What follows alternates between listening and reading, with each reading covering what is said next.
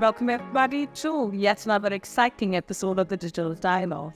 And today, we're going to, in a manner of speaking, understand the impact of the Data Privacy Act and what it can do to the banking fraternity and how do organizations operating within the banking space view this.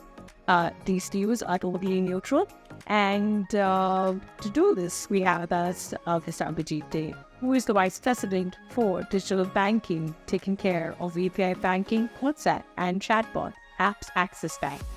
Thank you very much for joining me today, Abhijit. So we've seen that the data privacy bill is now in, and the act is now formulated, and all of us are going to have to comply with all the stipulations mentioned in there. In your opinion, how's the banking industry?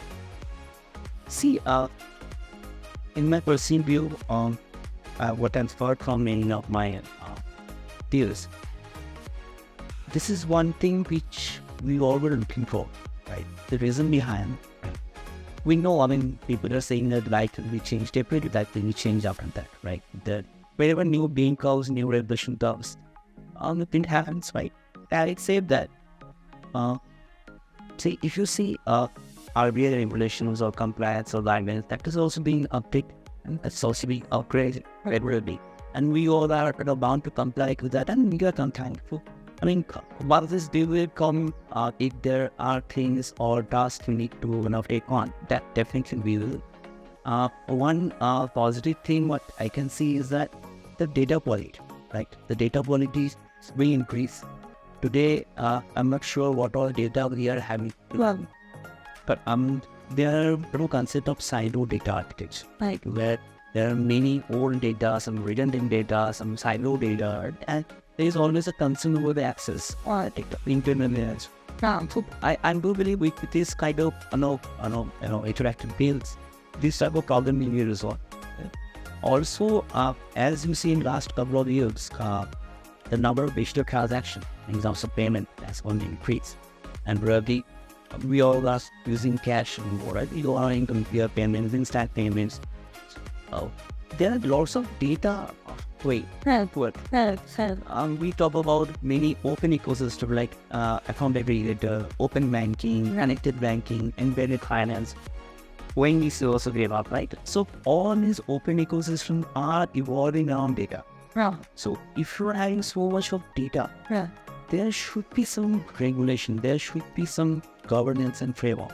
Now with this kind of build, I think this problem on this issue will be adhered by all the banking organizations, and at the same time to implement this, I think all of the times are ready and mentally they're ready. Really set up their mind, and at the same time, all the large banks, the way they are, externalizing their information, the way we are capturing data, we are capturing the consent, right? I think we are almost there. Now this guideline thing, but I think we just validate it out for us. And if there is any data on the validation, that will become okay. So that's how I'm looking at it. Hey, and with this coming in, banks these days, for a lot of their initiatives through APIs, of course, are interacting with third-party applications and applications outside of the ecosystem. And there's still data that's happening from there, like you just pointed out in your articulation.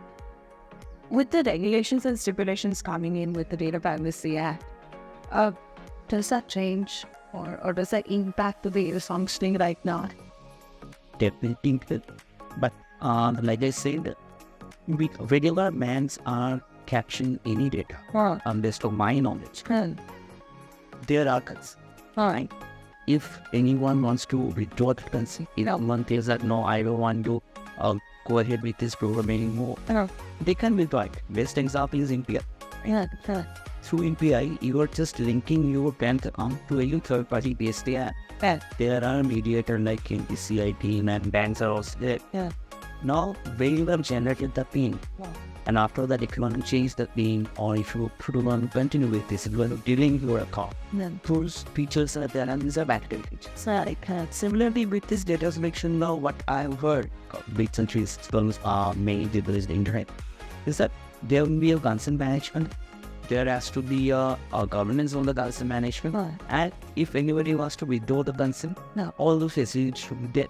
I think we as a board, we all used to there are kind of validation to be getting with this data protection. And if you see historically, in 2017 or 18 when this GDPR same kind of way came into and after that there was huge disruption in the digital space because we talk about PSD2. PSD2 is in the likes of India, where in Europe. PSD2 is one of the use case. European banks they observe after the GDPR bill. So you never know, maybe after this data protection will come, there are many new business horizons will become. And also, so there are challenges, but there are possibilities also. Right. And then opens up a lot more for us in terms of yes, to see the data quality will be better. Let's say I'm about 15 years ago, or 16 years ago, we had captured some data. That data is still with us. Right. Now, those days, our data was managed, we don't know. Right? But when this digitization happened, we saw now we see the data. And we see how the quality is. Right? So with this data protection law and all, this quality will be better. Customers will have better services. And most importantly, the way people are really aware this way. If you go to any store location, you will see people are people are using all the social media, they are using smartphone, they are doing UPI payments. So if they are aware, right, it's best time to push this type of bill. They will also accept it, right? 5-6 years ago, maybe this type of digital adoption was not there. This is actual. That's quite brilliant, and I love picking our brain on this particular subject. Well, we have to actually unpack what the Data Privacy Act can actually affect in terms of personal use of people like you and me. But organizations are viewing it as a very positive change, and we will obviously get more privacy for all our data that resides within the organization's ecosystem. Thank you very much for having that lovely conversation. And with that, ladies and gentlemen, it's time to sign off from this episode of the Digital Dialogues. Thank you for tuning in, and look forward to seeing you on the next one.